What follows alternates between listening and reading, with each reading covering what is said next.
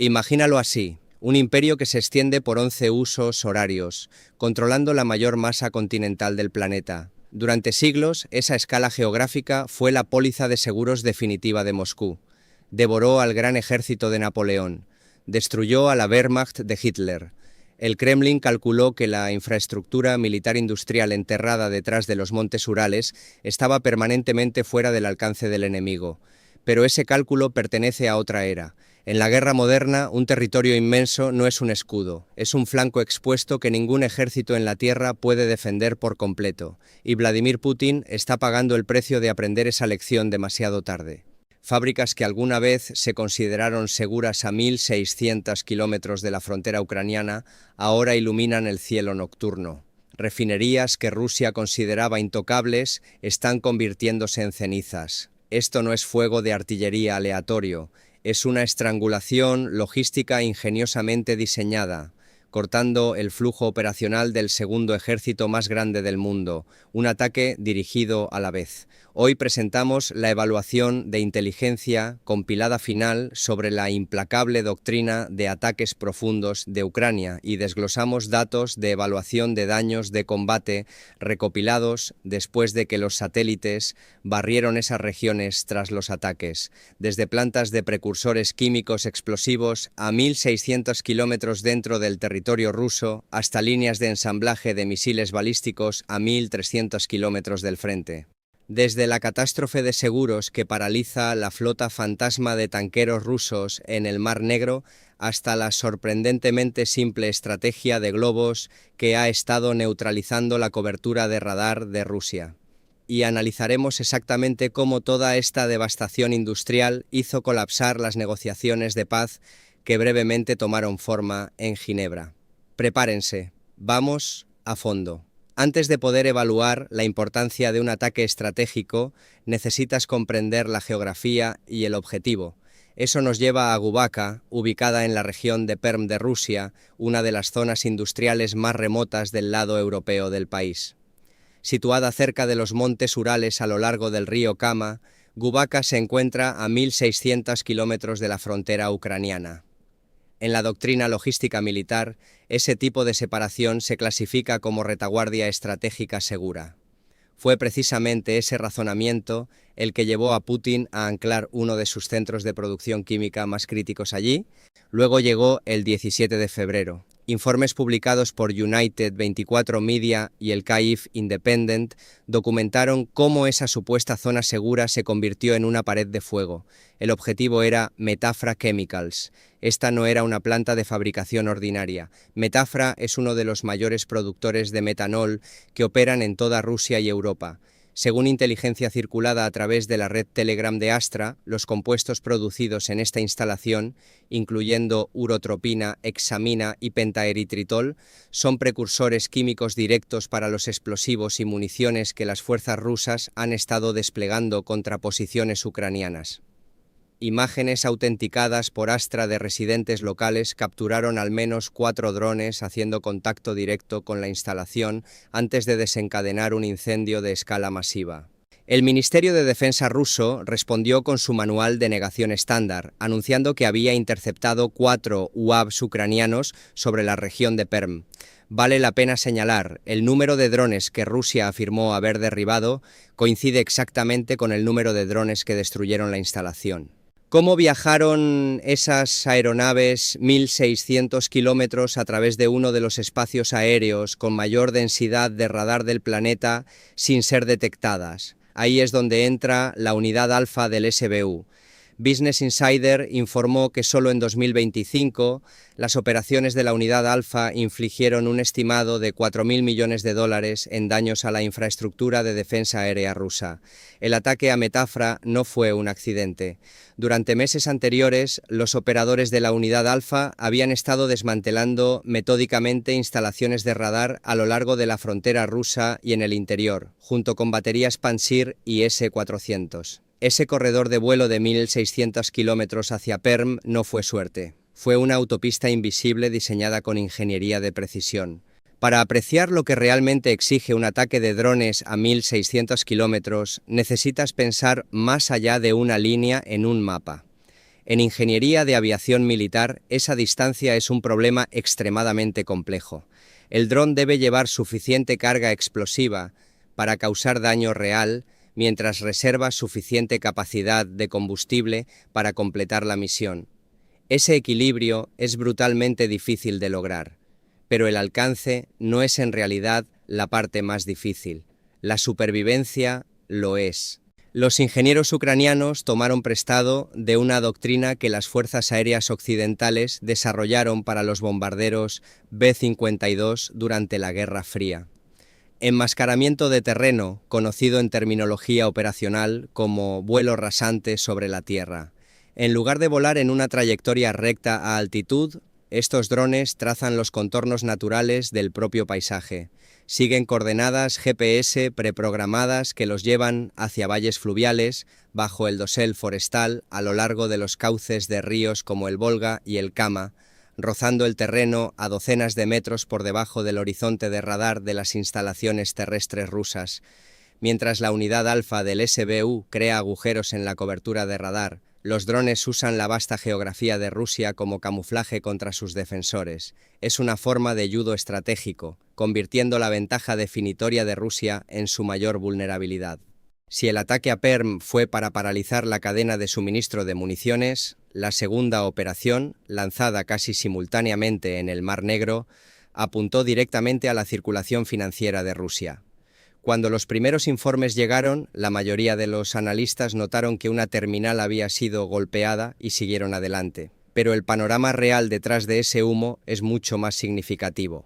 Imágenes satelitales obtenidas a través de las redes Telegram de Charter 97 y Kaibar Barro confirmaron la escala de la devastación en la terminal petrolera de Taman en Krasnodar, una de las instalaciones portuarias más estratégicamente importantes del Mar Negro. Las imágenes verificaron daños estructurales críticos a los tanques de almacenamiento, sistemas de tuberías e infraestructura de la terminal, dejando efectivamente la instalación no operativa. Esta terminal era una arteria central en la operación de evasión de sanciones de Rusia, sirviendo a la flota fantasma que permite a Moscú mantener los ingresos del petróleo fluyendo a pesar de los embargos occidentales. Las matemáticas financieras aquí son severas. No se trata simplemente del valor del petróleo que ardió. Basándose en datos de USA Media y Reuters, el panorama completo es un colapso financiero compuesto. Rusia ensambló su flota fantasma, aproximadamente 400 tanqueros envejecidos, a un costo de aproximadamente 14.000 millones de dólares, con buques individuales promediando 35 millones de dólares cada uno. Tras ataques sostenidos de drones dirigidos al transporte marítimo del Mar Negro, los aseguradores marítimos globales han movido las primas de riesgo de guerra para buques que operan en esa zona de 0.6% a más del 1% del valor del casco. Para una flota de 400 barcos, incluso ese aumento porcentual marginal crea un drenaje enorme en el presupuesto de guerra de Rusia.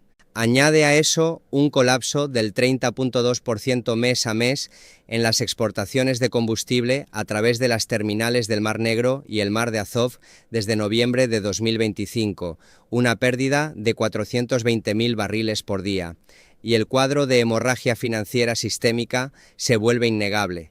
Estos no son actos aislados de sabotaje, son componentes de un asedio económico coordinado, cortando las líneas de suministro financiero de un Estado con la precisión de un instrumento quirúrgico.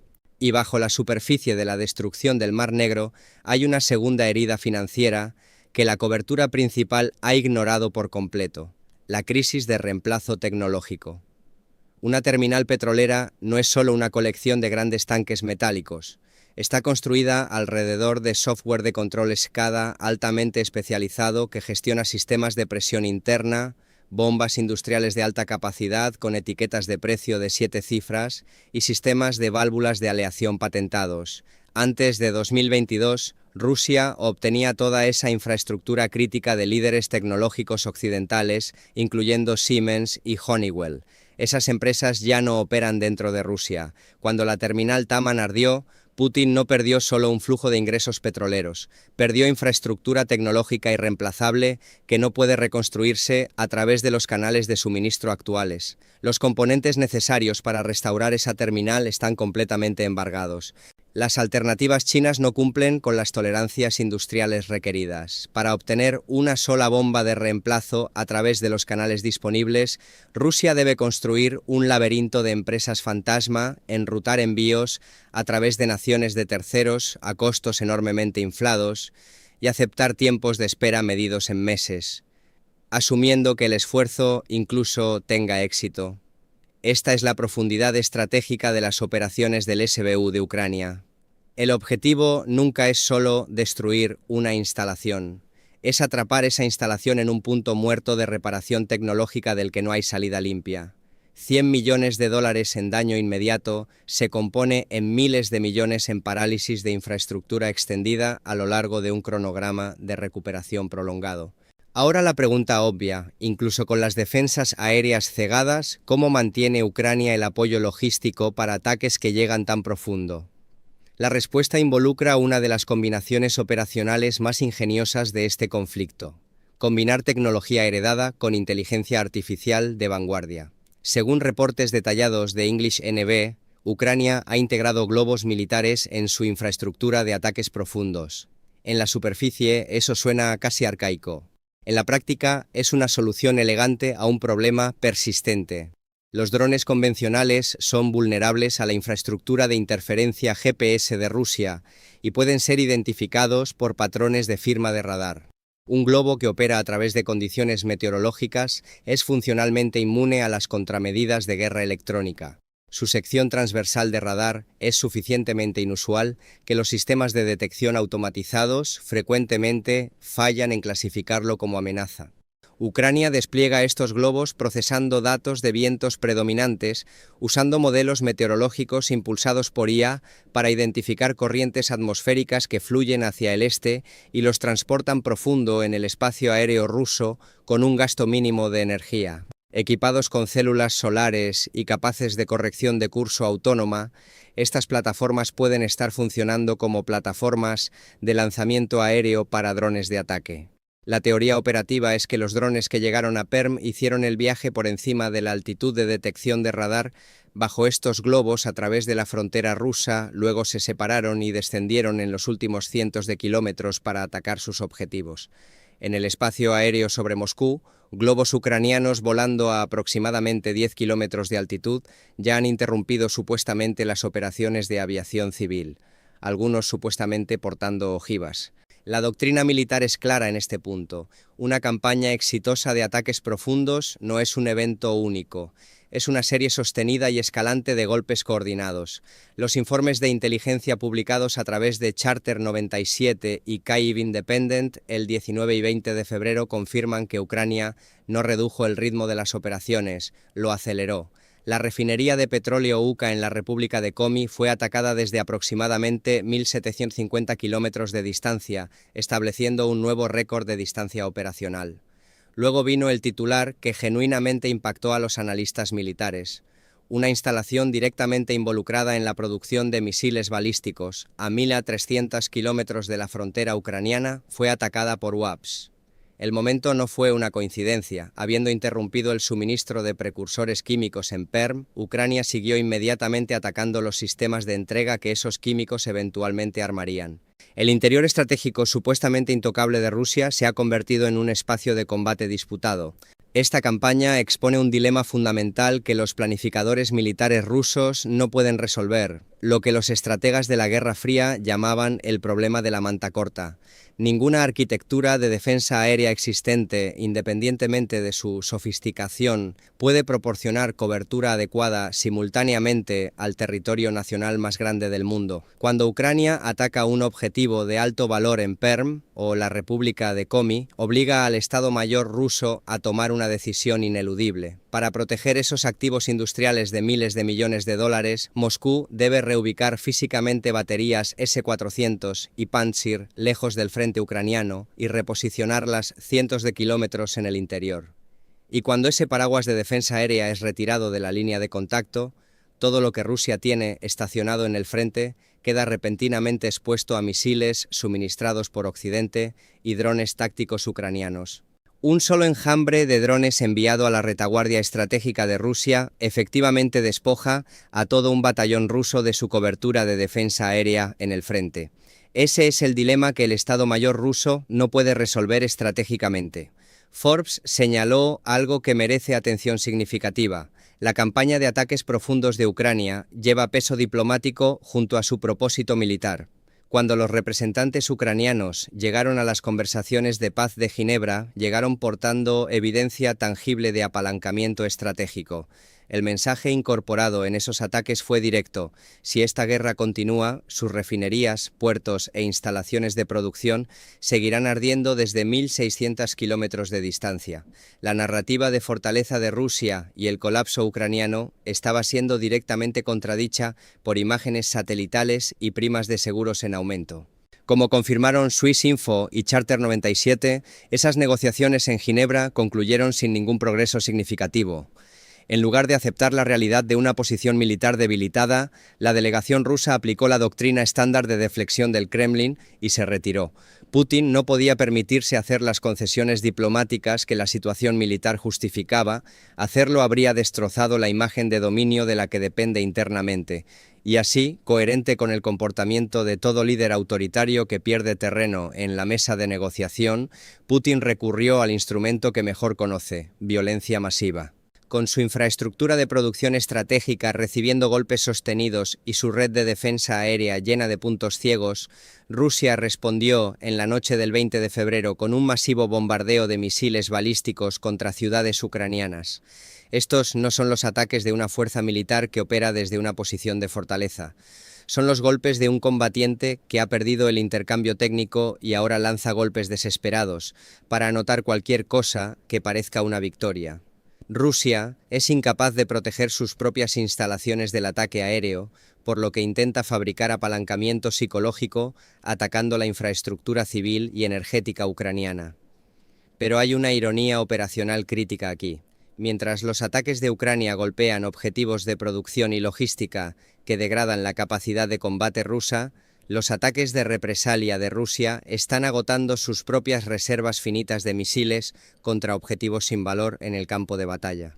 Tomando en conjunto la destrucción de Metafra Chemicals en Perm, los escombros de la terminal Tamán en el Mar Negro, el ataque a una fábrica de misiles balísticos a 1.300 kilómetros del frente, la red de evasión de radar basada en globos, la crisis de seguros de la flota fantasma y el colapso de las negociaciones de Ginebra, todos apuntan a la misma conclusión. Este conflicto ha avanzado mucho más allá de hombres combatiendo en trincheras. Ucrania está llevando a cabo un desmantelamiento sistemático de la base militar industrial de Rusia, un ataque precisamente dirigido a la vez.